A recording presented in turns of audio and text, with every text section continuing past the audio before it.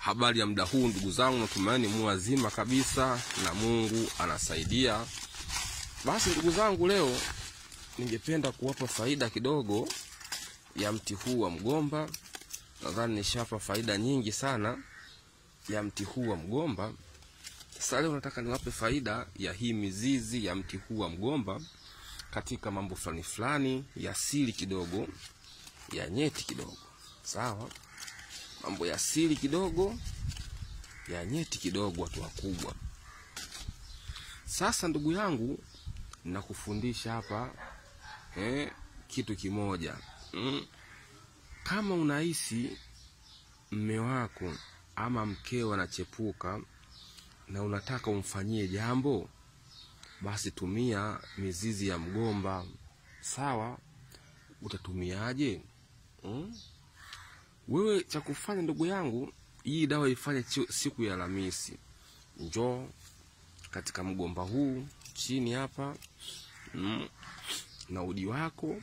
Ukishakuwa na udi wako na ubani mashtaka na chetezo chako, siku ya Alhamisi njoo hapa chini ya mgomba. Sawa? Ukishakuja hapa njoo na sadaka ya mchele mwagia, tia nia, chukua mizizi kaikatekate upate vipande 7, ama chukua mizizi 7 ya mti huu wa mgomba. Tunaenda kufanya nini sasa?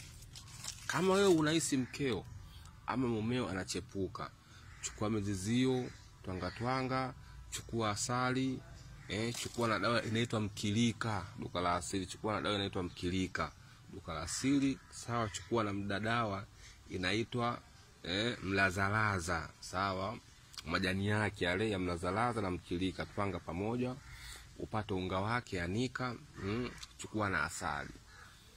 Unaona, muingilie mkeo siku ya Alhamisi. Sawa? Ukishamuingilia mkeo, tia nia.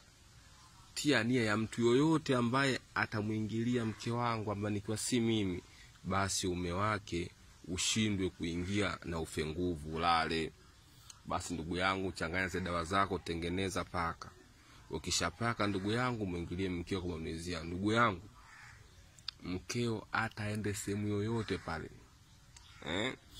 akitaka kufanya mapenzi na mtu mwingine tofauti na wewe, basi zakari ya yule mtu itasinzia na itasinyana, itarudi kama ya mtoto ukitumia hii dawa. Na kama mumeo anataka kufanya jambo, na chukua hivyo hivyo nilipokuelekeza, paka kwa bibi na asali. Mkeo akuingilie siku ya Alhamisi. Mkeo akuingilie mmeo akuingilie siku ya Alhamisi. Akichepuka mmeo huyo, basi kitu akiingii. Na mwanamke naye akichepuka akaenda kwa mwanaume, naye ndio hivyo hivyo.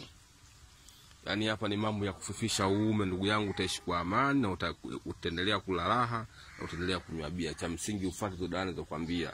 Na kama unashinda kuzitengeneza popote ulipo, basi nitakutengenezea, nitakutumia na mambo yatakuwa ni mazuri. Ila ufanye siri. Kipindi unafanya hili jambo, usimwambie mtu yoyote, wala mkeo wala jamaa yako. Fanya kwa nia, mambo yanakuwa mazuri. Sawa ndugu yangu, sikiza vizuri, sitaki maswali hapo. Ukija kuniuliza kule hela, hapa nishakuelekeza vizuri. Kuja kuniuliza kule hela, tumia hiyo fast kwa Alhamisi.